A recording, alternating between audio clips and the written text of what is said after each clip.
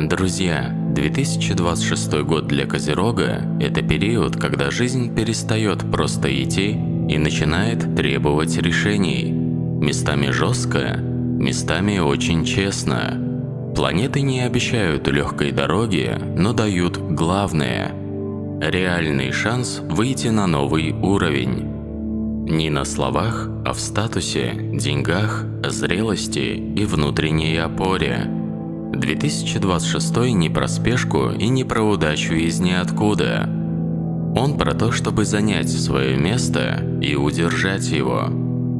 И если Козерог идет против себя, терпит то, что давно пора закрыть, или цепляется за устаревшие конструкции, год будет давить. Но если вы выберете ответственность, ясность и долгую стратегию, поддержка включается быстро.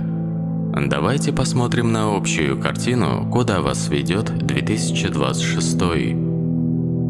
Удача. Удача в этом году не случайная. Она включается, когда Козерог действует взросло, без суеты и без лишних эмоций. Чем меньше хаоса, тем больше совпадений, особенно во второй половине года. Финансы.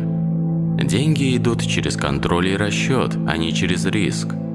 Год учит.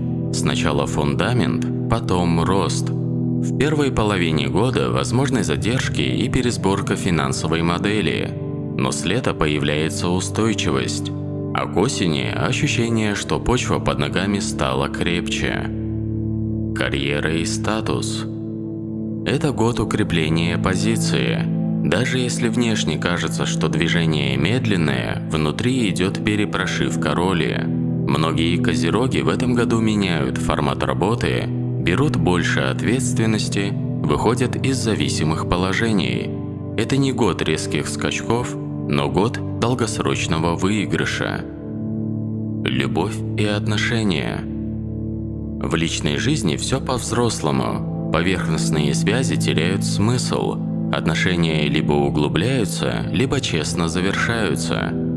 Этот год не терпит двойственности, особенно во второй половине года. Давайте подробнее разберем каждый месяц. Январь – месяц личной силы. С первых дней года фокус жестко направлен на Козерога. Солнце, Меркурий, Венера и Марс проходят по вашему знаку. Это старт с максимальной концентрацией энергии. Январь ощущается как возвращение контроля, желание навести порядок, потребность опереться на себя. Это месяц, когда Козерог снова чувствует «я управляю процессом». До 20 января период максимальной включенности. Хорошо ставить цели на год, принимать стратегические решения, начинать то, что требует выносливости. Важно не перегружать себя. Марс в Козероге дает силу, но требует разумного расхода энергии. 3 января полнолуние в Раке. Точка эмоционального напряжения. Могут подняться темы семьи, обязательств и партнерства. Лучше не вступать в конфликты, не доказывать правоту. Дать эмоциям выйти, но без резких шагов. 18 января – новолуние в Козероге. Одна из ключевых точек месяца.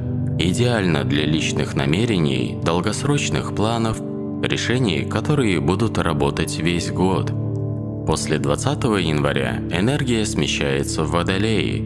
Фокус уходит во внешние процессы, коллективы и планы на будущее. Февраль – месяц разворота. Этот месяц ощущается иначе. Меньше контроля, больше неопределенности. Но это нормально. Планеты постепенно уводят внимание Козерога от жесткой структуры к пересмотру ценностей. Ключевая тема месяца – что действительно важно, а что держится по привычке. Сатурн 14 февраля входит в Овна. Начинается новый жизненный цикл, который будет влиять на Козерога несколько лет вперед. Это про личную ответственность и умение отстаивать свои границы. 2 февраля полнолуние во Льве. Оно подсвечивает тему денег, самооценки и признания. Может появиться желание доказать свою ценность. Лучше делать это делом, а не словами.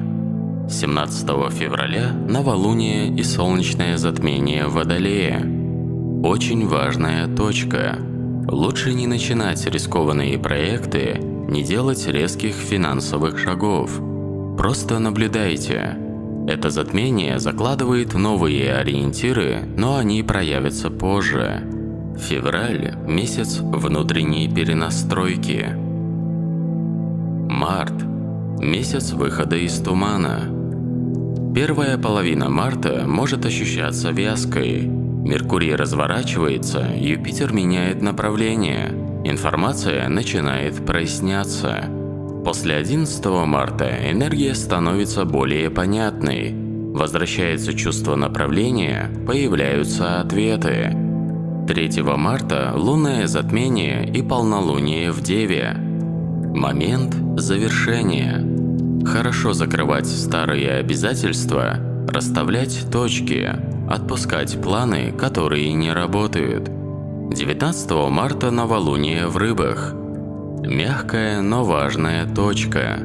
Подходит для обучения, работы с информацией, внутреннего переосмысления. К концу месяца Солнце переходит в Овна. Начинается новый импульс действия. Апрель – месяц движения вперед. Он ощущается бодрее. Марс входит в Овна, появляется желание действовать, но важно не торопиться. 2 апреля полнолуние в Весах. Оно подсвечивает баланс между работой и личной жизнью.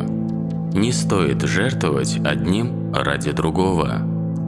17 апреля. Новолуние в Овне. Хороший момент для новых инициатив, смелых, но продуманных шагов. Конец месяца приносит смену фокуса, больше практичности, больше конкретики. Май – месяц закрепления. Май помогает зафиксировать результаты. Много земной энергии Тельца и практичности. 1 мая – полнолуние в Скорпионе. Глубокая точка. Могут подняться скрытые темы, особенно финансовые и эмоциональные. Лучше действовать спокойно и без крайностей. 16 мая – новолуние в Тельце. Отличный момент для финансовых решений, долгосрочных вложений и укрепления стабильности. К концу месяца ощущается уверенность, путь выбран верно. Июнь.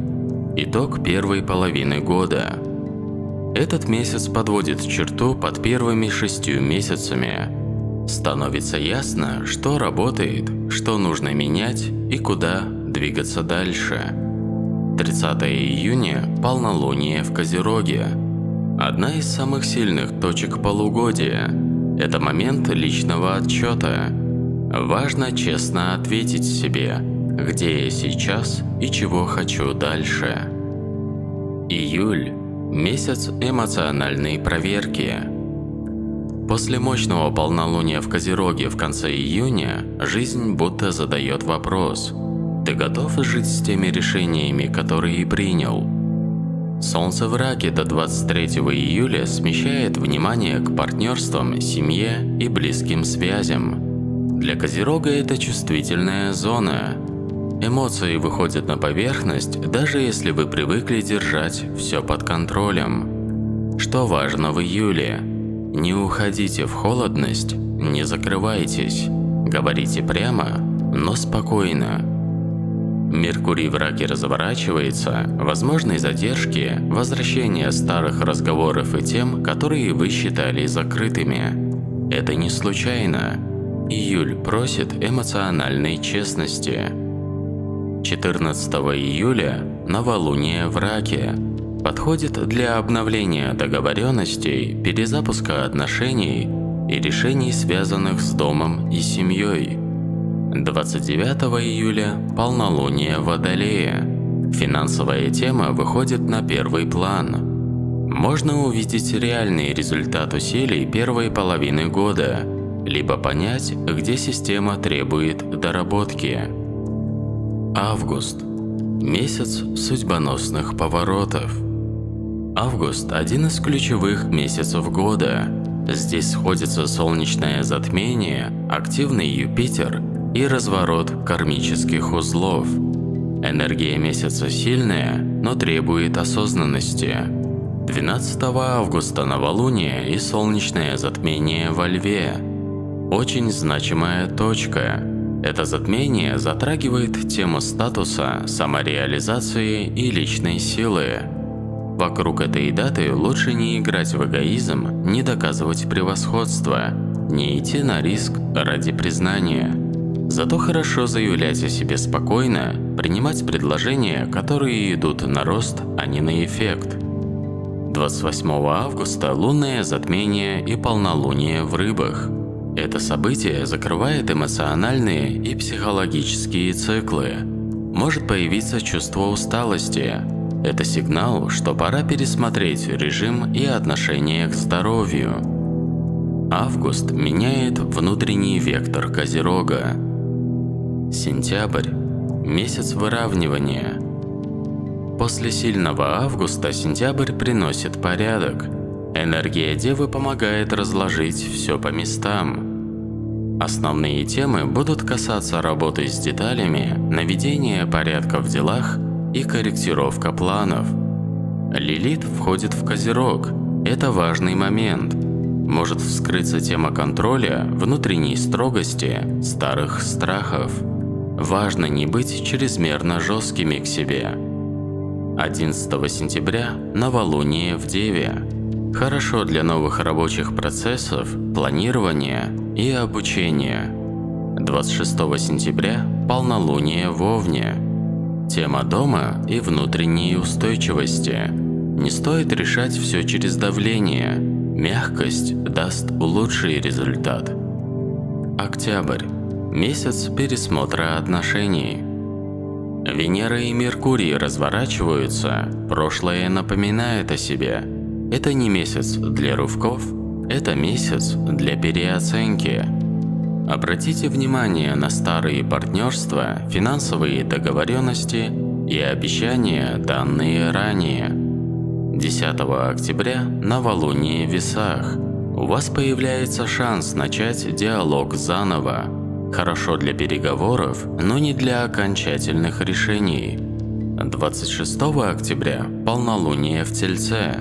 Все внимание к финансам. Можно увидеть реальный баланс доходов и расходов без иллюзий. Ноябрь – месяц возвращения силы.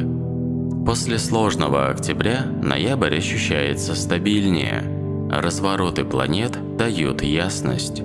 Энергия месяца заключается в уверенности, восстановлении темпа, ощущение, что почва под ногами снова крепкая. 9 ноября – новолуние в Скорпионе. Момент подходит для стратегических решений, глубоких разговоров, внутренних трансформаций. 24 ноября – полнолуние в Близнецах. Тема информации и общения, но важно фильтровать потоки, так как не все требует внимания. Декабрь. Подведение итогов. Декабрь завершает год мощно и осмысленно. Солнце возвращается в Козерог и цикл замыкается. В этот период вы чувствуете зрелость, понимание своего пути и спокойную уверенность. Юпитер разворачивается, и удача начинает работать на перспективу, а не на мгновенный результат. 9 декабря – новолуние в Стрельце. Хорошо для планов на 2027 год, расширение горизонтов и обучение. 24 декабря – полнолуние в Раке. Эмоциональный итог года. Важно провести этот период в спокойствии и без спешки. Давайте подведем итоги, что на самом деле дает этот год. 2026 не назовешь мягким, но в этом его ценность. Он учит вас не соглашаться на меньшее из страха. Появится ясное ощущение «я знаю, кто я и зачем иду этим путем». Это спокойная уверенность, без шума и демонстраций. Финансовый год учит дисциплине и дальнему мышлению. Не все приходит быстро, не все дается легко, но именно поэтому результаты будут крепкими. Козерог выходит из 2026 с более выверенной финансовой стратегией, пониманием, где деньги утекают зря, умением выбирать стабильность, а не азарт. Это база, на которой 2027 год сможет расти уже без постоянного напряжения. Самое важное, что Козерог получает внутреннюю опору. Не внешние гарантии, не обещания и не иллюзии, а спокойное знание «я справлюсь, потому что знаю, как действовать». Этот год выравнивает вектор, убирает лишние страхи и делает путь яснее. Именно поэтому 2027 сможет дать больше, потому что фундамент уже есть. Козерог выходит из этого года сильным, трезвым и готовым к решению, без иллюзий, но зато с реальной силой. Дорогие друзья, если прогноз вам понравился и принес пользу, поставьте лайк и подпишитесь на Астроквазар. Также не пропустите гороскопы и для других знаков на 2026 год. Спасибо, что следите за знаками судьбы вместе со мной. С вами был Игорь. До скорого!